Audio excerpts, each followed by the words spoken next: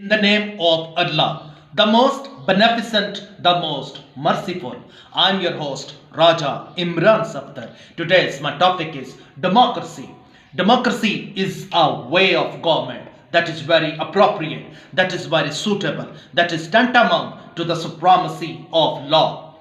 इससे पहले कि मैं आगे बढ़ूं, मैं आपको विलियम शेक्सपियर के एक बहुत मशहूर कोटेशन का तस्करा करता हूं. William Shakespeare says that nothing is good or bad, but thinking makes it so. John Milton says that the mind is its own place, in itself can make a heaven of hell, a hell of heaven. In Paradise Lost, book 1, John Milton says that, what though the field be lost, or is not lost, the unconquerable will and study of revenge, mortal fight, and the courage never to submit or yield. Now I move towards the democracy. The basic question is that what is democracy? यानी democracy, जमहूरियत असल में है क्या? Democracy is a way of government that is of the people, by the people, and for the people. Undoubtedly, without any exaggeration, great American president Abraham Lincoln, who was murdered in a theater, he said that democracy is the polity, is the way of government of the people, by the people, and for the people. Lasky, a very famous and very, you can say that a very well-known politician, once said that limp and lame democracy is far better than an ideal dictatorship. अब हम if we glimpse the world history, अगर हम दुनिया की history पर नजर डालें तो हम इस नतीजे पर पहुंचते हैं कि वो ममालिक जिनके अंदर आज जमहूरियत कायम है, जिस तरह के इंग्लैंड, जिस तरह के अमेरिका, जिस तरह के Scandinavian countries, Australia, New Zealand, Germany, Switzerland, France and many other countries of the world including Pakistan, तो वहाँ पर जो लोग हैं वो ज़्यादा खुशहाल हैं.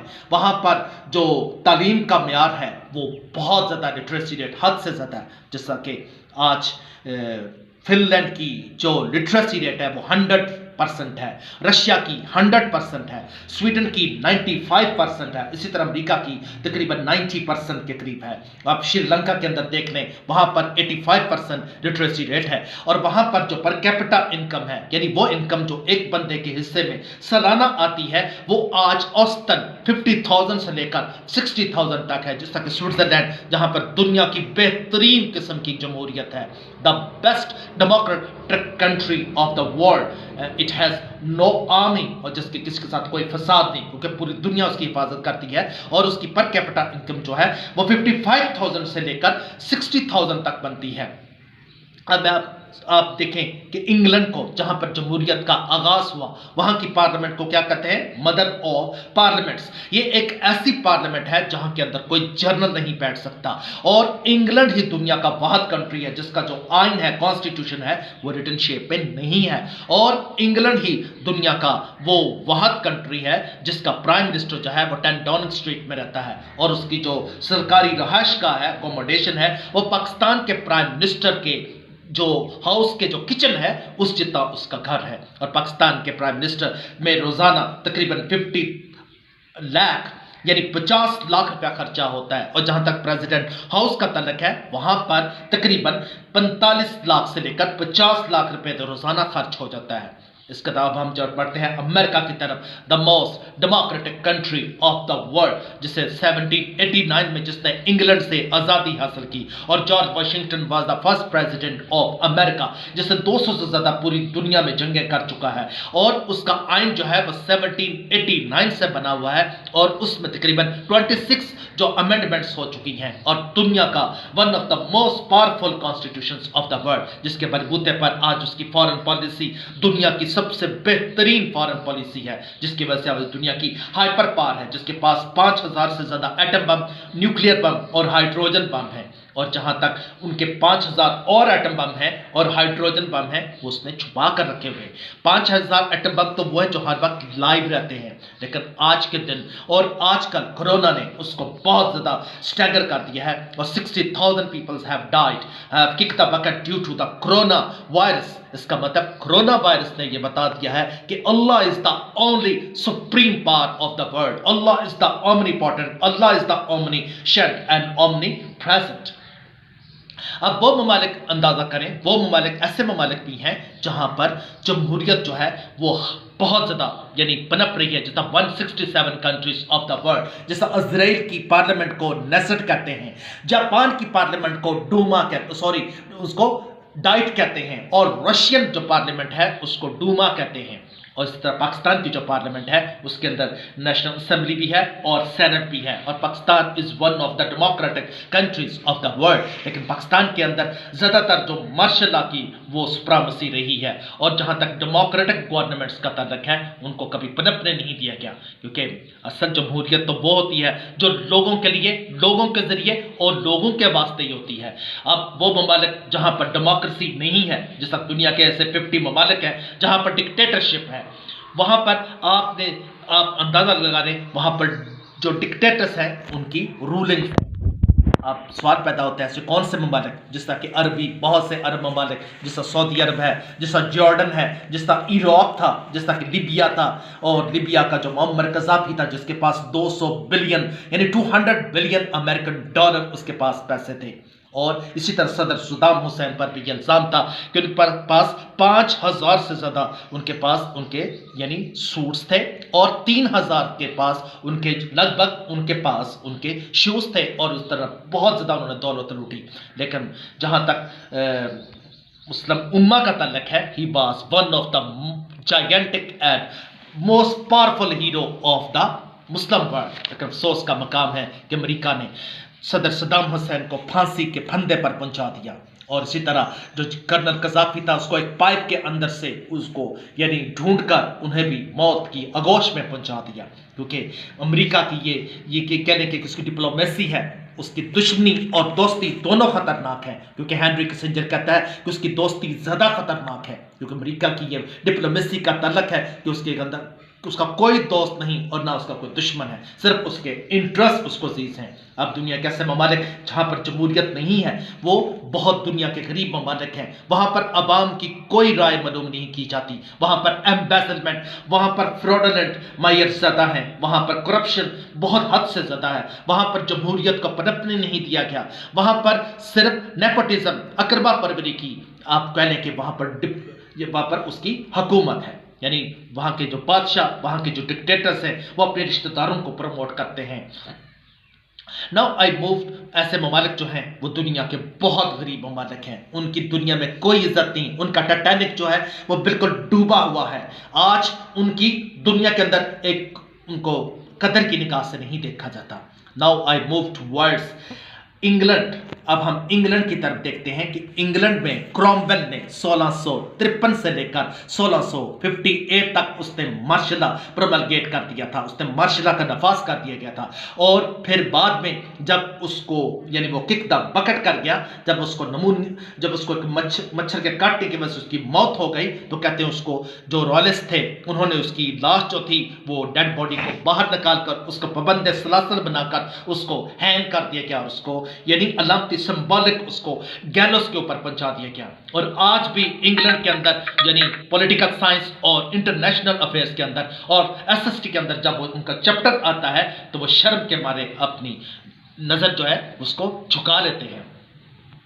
ہندوستان کو دنیا کی سب سے بڑی ڈیموکریسی کہتے ہیں، the biggest democracy of the world. اور چائنا کی پارلیمنٹ جو ہے وہ دنیا کی سب سے بڑی پارلیمنٹ ہے. اس کی ایک مثال ہے کہ اندرا گاندھی نے جب مشرقی پاکستان پر اس نے حملہ کر دیا تھا، اور ہمارا جو ایسٹ پاکستان تھا وہ ویسٹ پاکستان سے جب بائیفرکیشن ہو گیا تھا، تو جنرل جگجیت سنگھ اروڑا نے یہ مشہور کر دیا کہ مشرقی پاکستان کو میں نے علیحدہ کروایا. تو اندرا گاندھی نے اس کو یعنی اپنے دفتر کے باہر بلا کر اس کو 3 گھنٹے باہر بٹھائے رکھا. یعنی Jagjit Singh Arora he was the یعنی lieutenant general of the eastern command of the Indian army.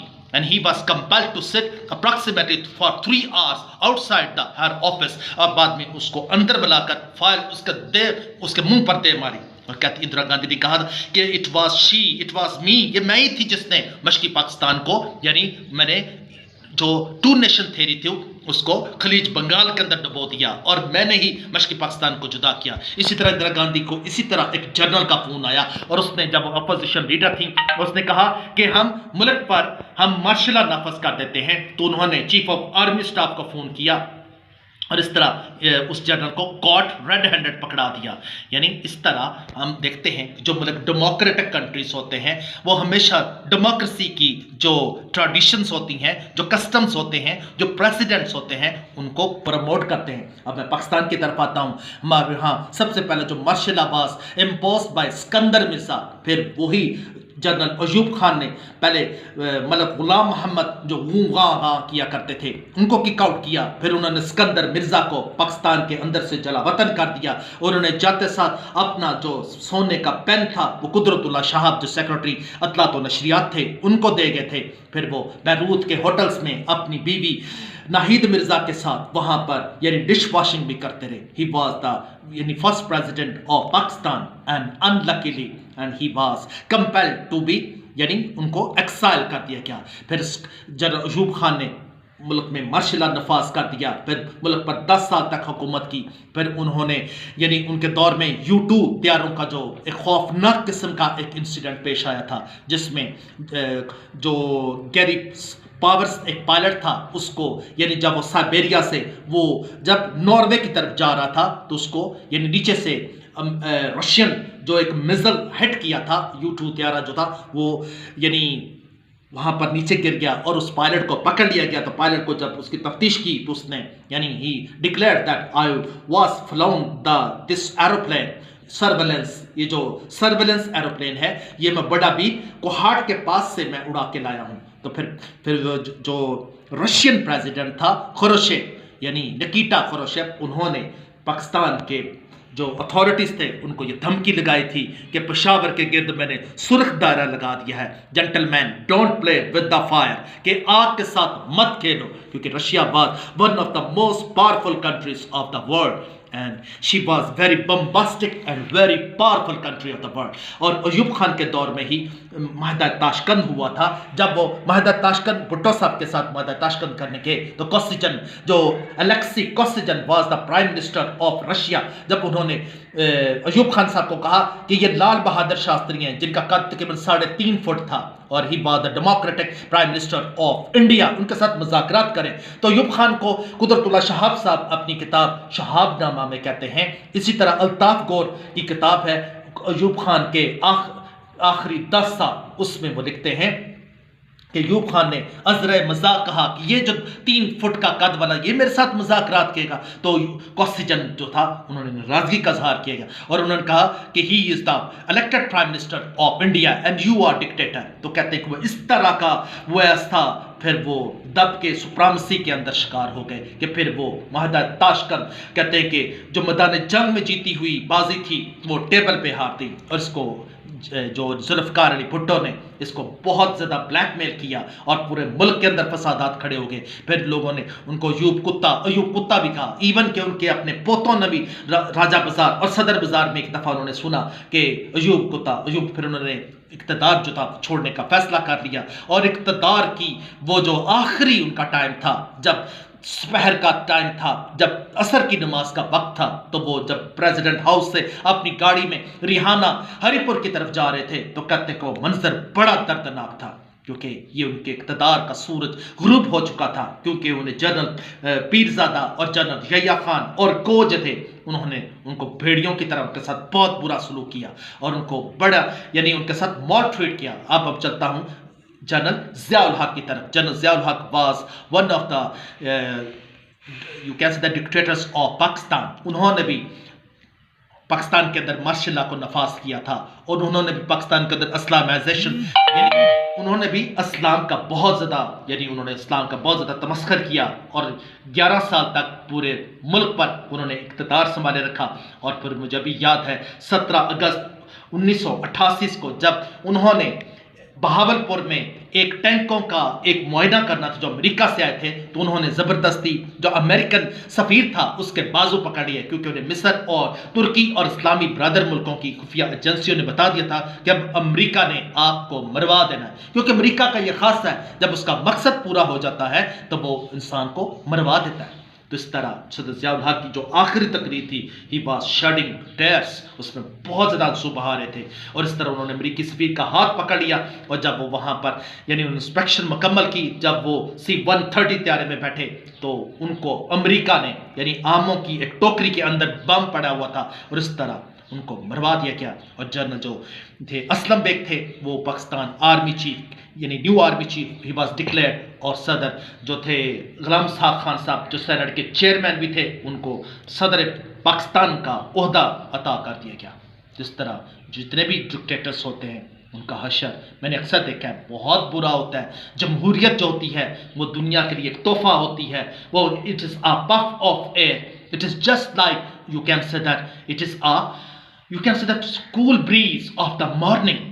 जो जमहूरियत होती है वो तो सुबह की बाद नसीम की तरह होती है जिसमें लोग सुख का सांस लेते हैं, क्योंकि लोगों को फ्रीडम ऑफ स्पोकन उनको यानी आज़ादी इजहार करने की इजाज़त होती है। लोग जो होते हैं वो अपनी यानी बात बड़ी दलेरी से कर सकते हैं, और लोगों के जो बेसिक और डेमोक्रेटिक और फंडामेंटल उनके जो यानी उनको जो हकूक होते हैं, जीने का हक, उनको बोलने का हक, तालीम हासिल करने का हक, उसको वो फ्रीली और बड़ी यानी बड़ी आज़ादी के साथ उसको वो यानी उस पर वो अमल पैरा होते हैं। लेकिन जहाँ तक डिक्टेटर का तल्लक होता है, डिक्टेटर जो होता है वो मैकियावेली के नुक्ता नज़र पर अमल करता है। वो प्रिंस जो दुनिया की एक डिक्टेटर्स की एक बाइबल कहते हैं उसके मुताबिक वो जो चालें होती हैं ख़तरनाक किस्म की चालें कि लोगों को दबाया जाए, लोगों की आवाज़ को जितना दबाया जाए जितना दबाया जाए जितना दबाए उतना ही अच्छा है। क्योंकि doctor Joseph Goebbels who was the secretary and who was the great यानी लीडर ऑफ जर्मनी, जो जर्मनी हिटलर का बहुत ज़बरदस्त साथी था, उसने कहा था इतना प्रोपेगेंडा करो, इतना प्रोपेगेंडा करो, इतना प्रोपेगेंडा करो कि झूठ भी सच लगना शुरू हो जाए,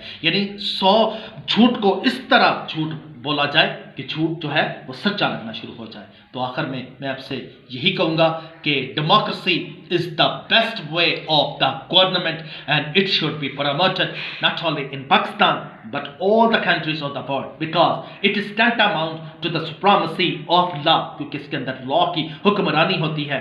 किसी भी तबके को, चाहे कोई आर्मी हो, चाहे कोई एस्टेब्लिशमेंट हो, चाहे कोई यानी कोई भी शोबा हो, उसको मुल्क के अंदर यानी सब कानून के बराबर होते हैं। जिस तरह कि दूसरी जंग अज़ीम में चर्चिल ने अपने यानी चीफ जस्टिस से पूछा था कि लोगों को इंसाफ मिल रहा है, तो उसने कहा कि सबको एक ही घाट से पानी पी रहे हैं, यानी शेर और बकरी, यानी अमीर और गरीब कानून की नज़र में सब बराबर हैं। तो चर्चिल ने कहा था पर इंग्लैंड को दुनिया की कोई ताकत नहीं हरा सकती, और वाकई इंग्लैंड ने साबित किया कि इंग्लैंड ने जर्मनी को हरा दिया।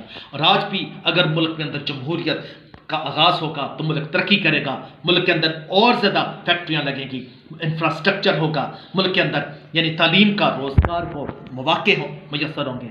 अदरवाइज दास्ताना भी होगी दास्तानों। खुदा हाफ़िज़, विश यू गुड लक।